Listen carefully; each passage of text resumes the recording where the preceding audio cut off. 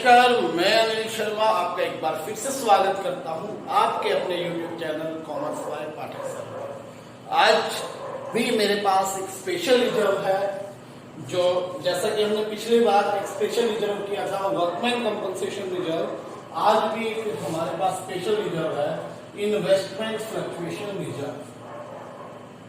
Investment fluctuation reserve ये क्या होता है, इसके बारे में पहले मैं आपको बताऊंगा। ठीक है, बैलेंस शीट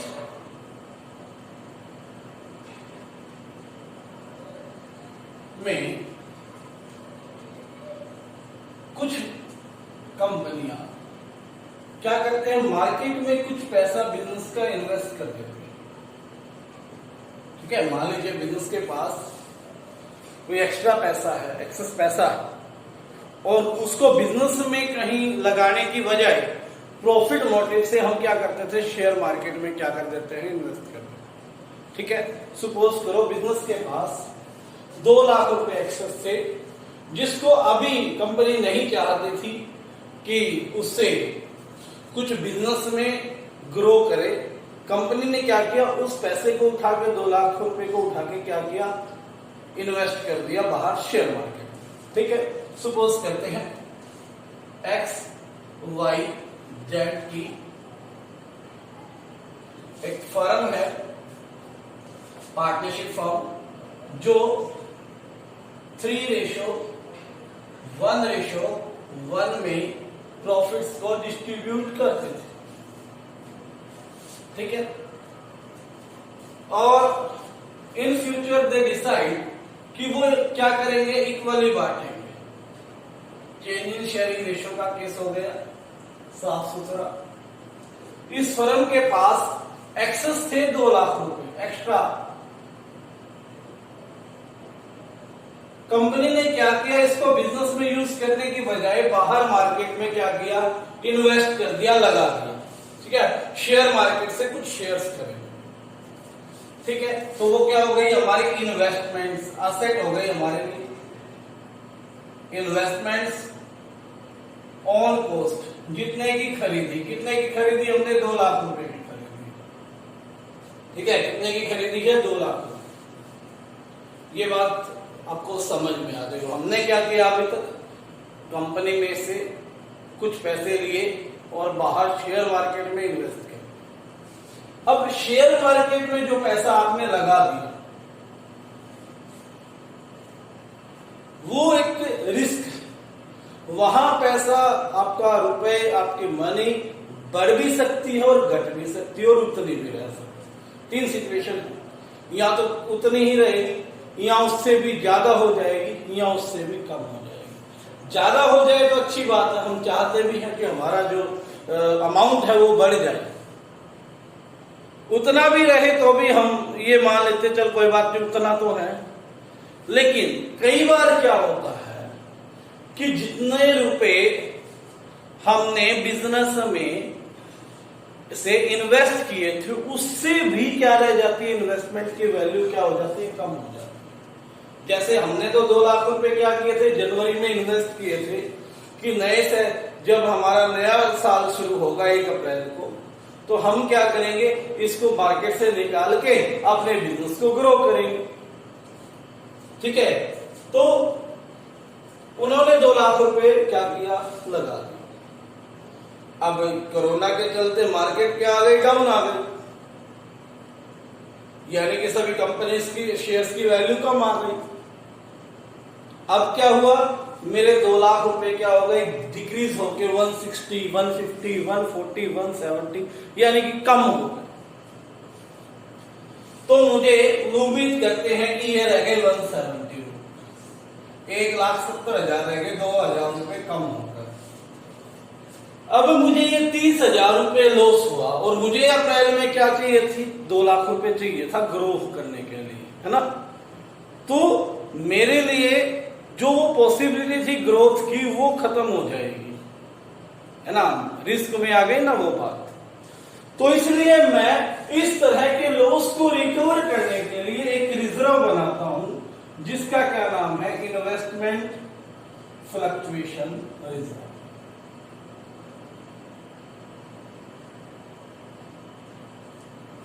ठीक है, आइए इसको समझते हैं एक बार फिर से। XYZ is a partnership firm, ठीक है। वो क्या करता है, वो जेंट्स गारमेंट्स क्या उनका क्या है बिजनेस। उन्होंने कुछ इन्वेस्टमेंट इस उद्देश्य से की कि फ्यूचर में हम क्या करेंगे, जेंट्स गारमेंट्स के साथ साथ बच्चों के कपड़े भी शुरू करेंगे बेचना। तो जब बिजनेस ग्रो करना है तो कुछ मनी चाहिए, हमारे पास मनी है, ठीक है, 2 लाख रुपए है, लेकिन 2 लाख से अभी हमें नहीं लगता काम चलेगा। हम 5-6 महीने और वेट करना चाहते हैं, तब तक इस पैसे का क्या करें, ये पैसा हम क्या करते हैं, सेफ रहे, शेयर मार्केट में डाल देते हैं। रिस्क लिया कि सेफ तो है ही है, साथ में क्या हो सकता है, बढ़ भी सकता है, घट भी सकता है, वो अलग बात है, रिस्क है ना, तो बढ़ और घट दोनों सकता है। तो हमने उस रिस्क को लिया, 2 लाख रुपए कहां लगा दिए, मार्केट में लगा दिए। अब मुझे पता है कि मुझे 6 महीने बाद बेबी गारमेंट्स का काम शुरू करना है और उस समय मुझे कुछ रुपयों की आवश्यकता है। और 6 महीने बाद जब मार्केट सिचुएशन आई, मार्केट ने मुझे धोखा दिया, 1,70,000 रह गई मेरे 2 लाख रुपए। मेरी उम्मीद थी कि 2.5 लाख तक चले जाएंगे, लेकिन उम्मीदें काम नहीं करती, मार्केट ने उसको खत्म किया, 1,70 रह गए, लॉस में मुझे वो इन्वेस्टमेंट दे रही है। तो इस लॉस को रिकवर करने के लिए मैंने एक रिजर्व बना लिया कि 30,000 रुपए, चलो कोई बात नहीं, जहां गए तो गए, लेकिन मैं अपना काम शुरू करूंगा, प्रॉफिट जो होगा उसमें से एक रिजर्व तैयार कर लेता हूं मैं, ठीक है। उसने रिजर्व तैयार किया, 80,000 रुपए का रिजर्व तैयार किया, ठीक है। रिजर्व कितना तैयार कर लिया, 80,000, ठीक हो गई, समझ में आ गई कि इस लॉस को रिकवर करने के लिए जो ये 30,000 लॉस हुआ, 2 लाख से 1,70 हो गई मार्केट वैल्यू, इस 30,000 को रिकवर करने के लिए एक रिजर्व बनाया जिसका नाम क्या है, इन्वेस्टमेंट फ्लक्चुएशन रिजर्व। सबसे पहली बात ये समझ में आनी चाहिए, ठीक है। तो इन्वेस्टमेंट्स की डिक्रीज होने वाली वैल्यू के कारण जो लॉस होता है उसको रिकवर करने के लिए, उसको काउंटरफॉल करने के लिए, उसको काउंटर करने के लिए हमें क्या करना पड़ा, इन्वेस्टमेंट फ्लक्चुएशन रिजर्व बनाना पड़ा। और कोई भी रिजर्व जब हम क्या करते हैं, कैपिटल में ट्रांसफर करते हैं, ओवर रेशो में क्या होता है, डिस्ट्रीब्यूट होता है, डिस्ट्रीब्यूशन। ये मैं पहले भी बता चुका हूं। जब हम क्या करते हैं, कैपिटल अकाउंट में ट्रांसफर करते हैं, अभी हम ट्रांसफर का ही टॉपिक कर रहे हैं। तो पहला केस, केस नंबर 1, कल भी किए थे कुछ ऐसे ही केस। पहला case, no other information, no other information. इसका मतलब हम ये मान के चलेंगे कि हमारी इन्वेस्टमेंट्स ना तो कम हुई ना बढ़ी, 2 लाख की ही रही। जब 2 लाख की इन्वेस्टमेंट 2 लाख की ही रही तो इसका मतलब कोई लॉस हुआ ही नहीं। जब लॉस नहीं हुआ तो इसमें से कुछ नहीं घटा, और इसमें से कुछ नहीं घटा तो इसको हमने बांट लेना है, ओल रेशियो में XYZ को दे देना। XYZ की कैपिटल्स में ये बढ़ेगा तो प्लस होगा, और प्लस होगा तो क्या होगा, क्रेडिट होगा। तो क्या एंट्री हो जाएगी, investment fluctuation reserve debit to X's capital account, to Y's capital account, to जेड्स कैपिटल अकाउंट।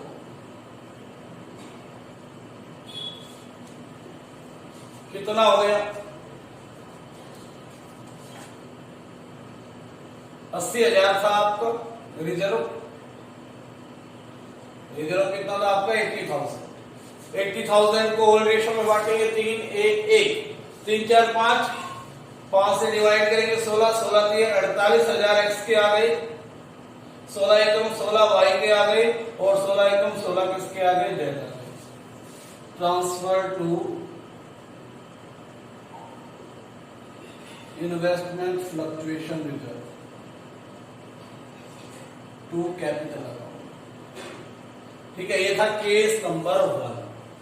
अब करता हूं मैं case number 2। When market value of the investment, market value of the investment is ₹2 lakh. ठीक है, यहां तो हमने माना था, जब इंफॉर्मेशन दी थी तो ये माना था कि 2 लाख की 2 लाख रहेगी। अब उसने खुद ही कह दिया कि मार्केट वैल्यू इन्वेस्टमेंट की कितनी है? 2 लाख। तो जब 2 लाख की कॉस्ट की हमने खरीदी थी, आज भी 2 लाख की है, तो ना फायदा हुआ ना लॉस हुआ। पूरा का पूरा 80,000 रुपए 3:1:1 में बांटना है, जो कि ये एंट्री हमने की। ठीक है, तो केस 1 और 2 दोनों में सेम सिचुएशन कर दी। क्या एंट्री हो जाएगी इस केस में भी, सेकंड केस में भी? Investment fluctuation reserve account debit 80,000 to X's capital account 48,000 to Y's capital account 16,000 to जेड्स कैपिटल अकाउंट 16,000। ठीक है बात। उसके बाद केस नंबर 3, केस 3। तीसरा केस क्या रहा? कहता है मार्केट वैल्यू जो है, market value of the investment is ₹1,80,000। Market value कितनी हो गई? 180। कितने की खरीदी थी? कॉस्ट कितनी थी? 2 लाख रुपए। मार्केट वैल्यू कितनी हो गई? 180। 2 लाख की चीज हमारी कितने की रह गई? 180 की रह गई। लॉस कितना हो गया? 20,000।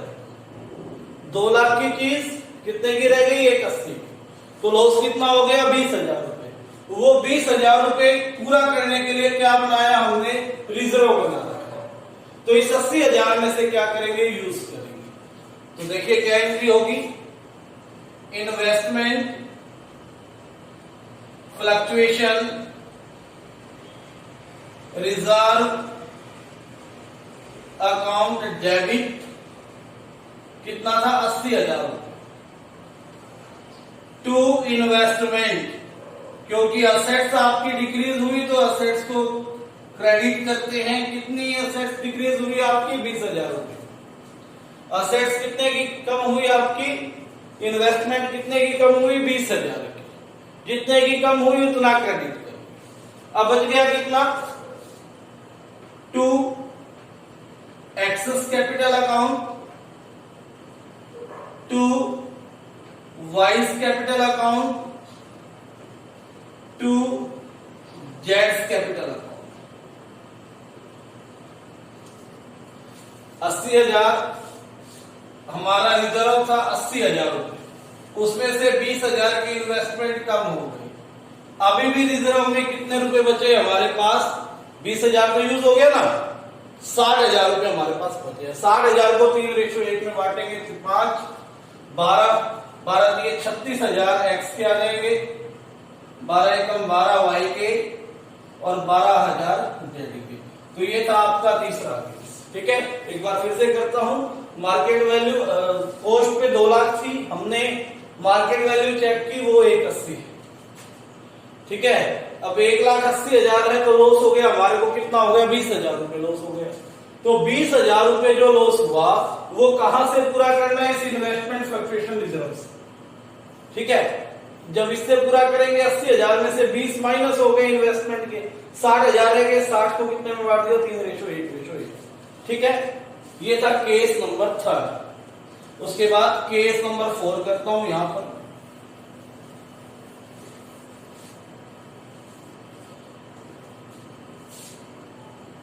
Case number 4, market value of investment is ₹1,20,000। Market value कितने रह गई? 1,20,000। ठीक है, एक और चीज याद रखना इसमें, ये चीज आपको एडजस्टमेंट में भी मिल सकती है और कई बार यहां आपको ब्रैकेट में देता है मार्केट वैल्यू 120। ठीक है, ये भी याद रखना। ठीक है, ब्रैकेट में लिख देगा मार्केट वैल्यू 120। कॉस्ट वैल्यू तो होती है, मार्केट वैल्यू यहां लिख देगा, तो भी आपने एडजस्टमेंट करनी है। ठीक है बात, और एडजस्टमेंट में लिखिए तो आपने करनी है। तो अब क्या हुआ?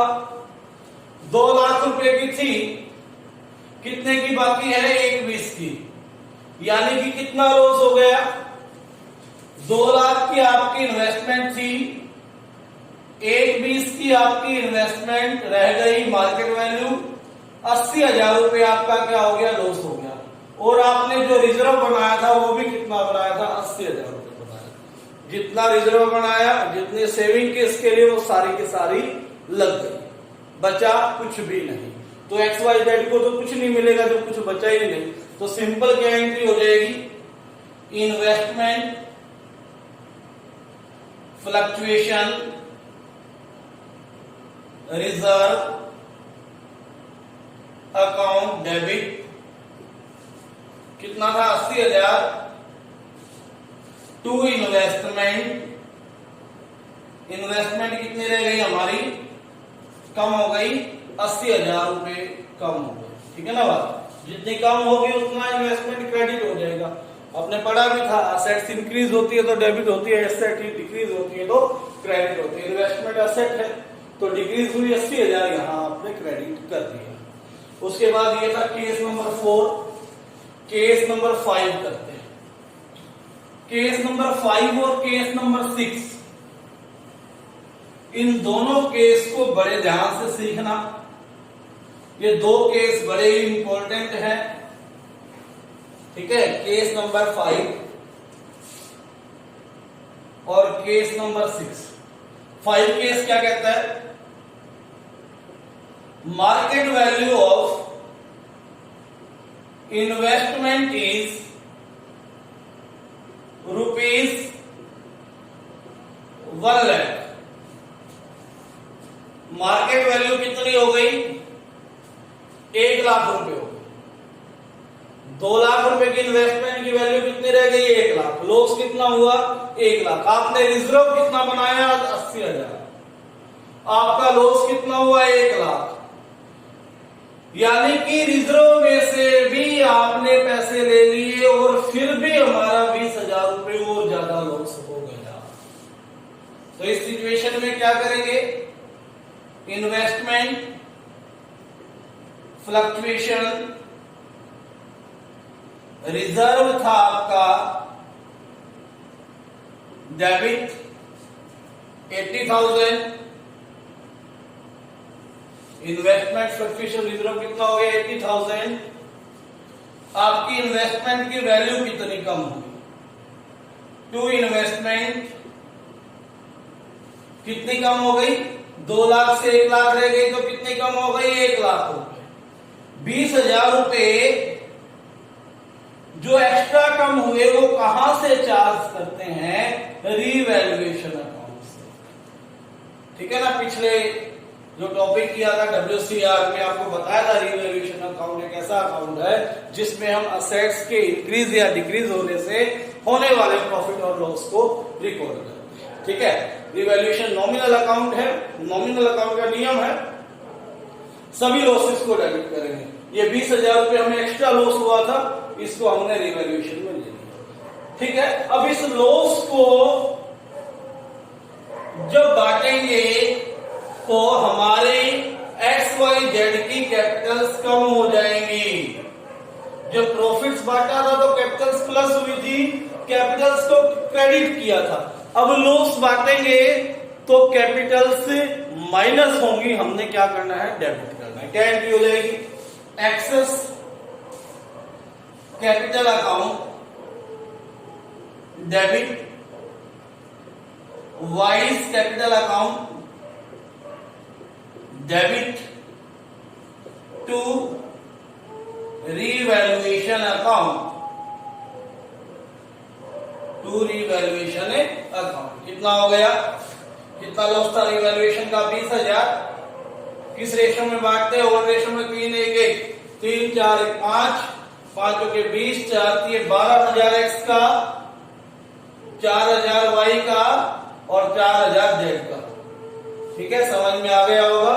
और ये आपको नीचे दिखाई दे रहा है या नहीं दे रहा है, 1 मिनट रुको मैं देख लेता हूं। हाँ दिख रहा है आपको यहाँ पर क्लियर। ठीक है, तो जो ये लॉस हुआ, ये लॉस हमने रिवैल्यूएशन का बांटा, जिससे कैपिटल्स कम हुई। क्या एंट्री हो गई,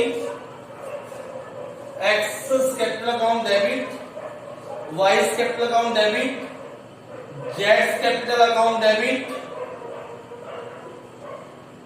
to revaluation account, to revaluation account. कितना, 20,000। ठीक है, जेड को नहीं लिखा था मैंने।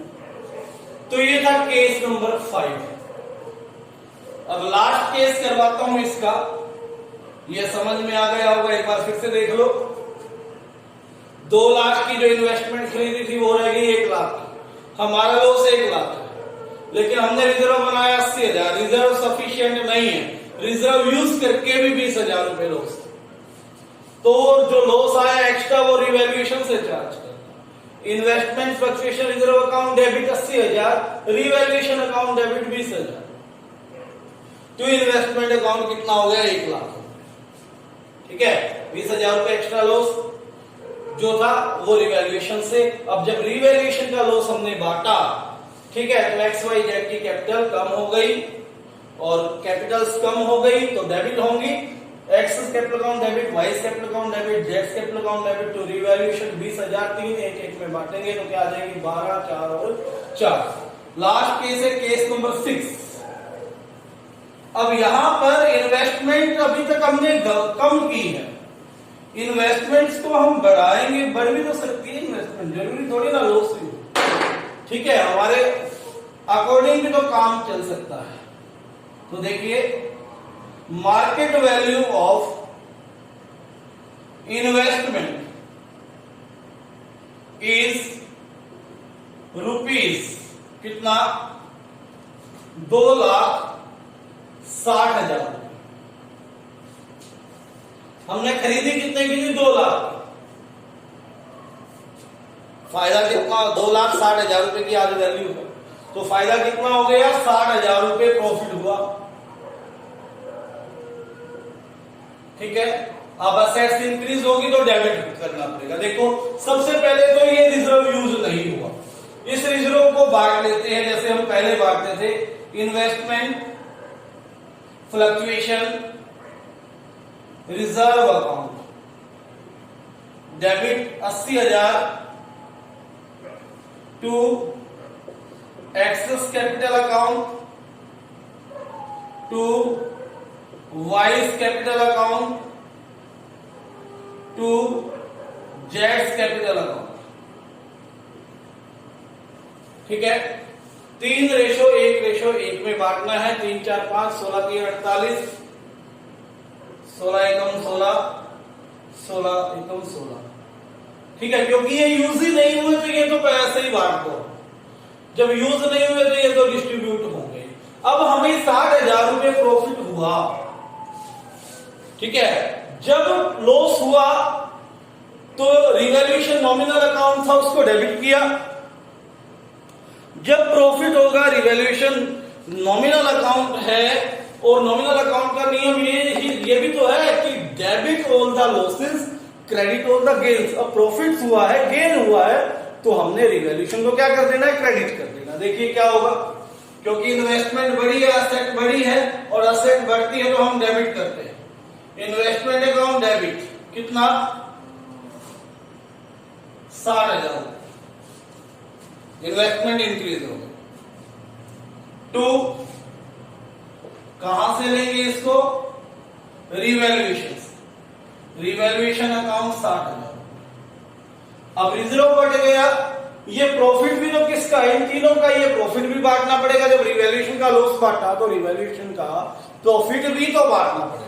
तो रिवैल्यूएशन का प्रॉफिट बढ़ेगा तो XYZ की कैपिटल्स बढ़ेगी, और कैपिटल्स बढ़ेगी तो कैपिटल्स क्रेडिट होंगी, तो क्या एंट्री हो जाएगी, रिवैल्यूएशन अकाउंट डेबिट। कितना कितना प्रॉफिट हुआ था, 60,000। 2 X's capital account, 2 Y's capital account, 2 जेड्स कैपिटल अकाउंट। ठीक है, 60,000 को 3 1 1 में बांटेंगे, 3 1 4 1 5, 12,000, 12 3 36, 12,000 एकम 12,000, और 12,000 एकम 12,000। ठीक है, सिंपली एक बार फिर देखते हैं। इन्वेस्टमेंट कॉस्ट कितनी थी, 2 लाख, अब कितनी है, 260। प्रॉफिट कितना हो गया, 60,000। ठीक है, तो रिजर्व तो यूज हुआ नहीं, इस रिजर्व को बांटने से कैपिटल बढ़ेगी तो क्या एंट्री हो जाएगी, investment fluctuation reserve account debit 80, 2 X's capital account, 2 Y's capital account, 2 जेड्स कैपिटल अकाउंट, 3 रेशो 1 में बांट लेते हैं। ठीक, नेक्स्ट दूसरा है कि जो ये 60,000 रुपए प्रॉफिट हुआ वो कहां से लेंगे, रिवैल्यूएशन में लिखेंगे। ठीक है, क्योंकि इंक्रीज इन असेट्स की वजह से हुआ है। तो इन्वेस्टमेंट अकाउंट डेबिट, कोई असेट बढ़ती है तो हम उसको डेबिट करते हैं।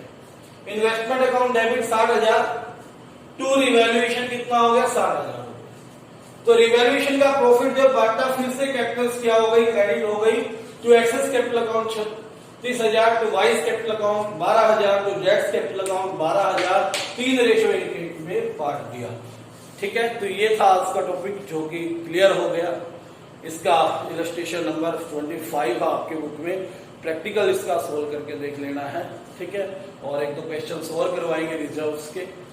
और ये वीडियो आप देखा करें रेगुलर, और इसको लाइक भी कर दिया करें, और इस वीडियो को शेयर करें जिसको जरूरत है। ठीक है, और शेयर करने से क्या होगा, सब्सक्राइबर्स भी क्या होंगे, बढ़ेंगे। तो सब्सक्राइब करो अगर आपने ही नहीं किया अभी तक, और दूसरों को भी मोटिवेट करो करने के लिए। तो धन्यवाद, आज के लिए इतना ही।